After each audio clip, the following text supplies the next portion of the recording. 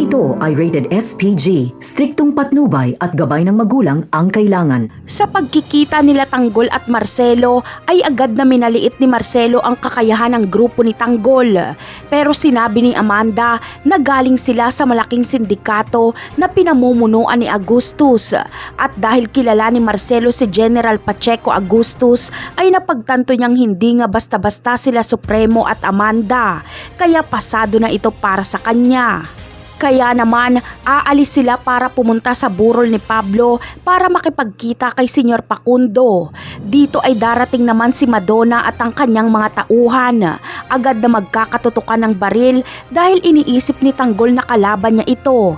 Pero aawatin sila ni Marcelo at ipapaliwanag ni Marcelo na sinubukan lang ni Madonna ang galing ni Tanggol. Aminado naman si Madonna na magaling si Tanggol. Samantala, sa pagkikita ni Rigor at David sa bahay ng mga kabalyero ay agad na sasabihin ni David kay Olga na may mga pulis. Makikita din ni Olga si Rigor, kaya uutusan niya si David na sabihin kay Ramon na may mga pulis sa labas. At nang sa ganon ay hindi magkita si Rigor at Ramon. Ayon kasi kay Olga ay siguradong malaking gulo ito kapag magkita si Ramon at Rigor. Ngunit posible kayang may maganap na malaking gulo? Ang sagot ay oo.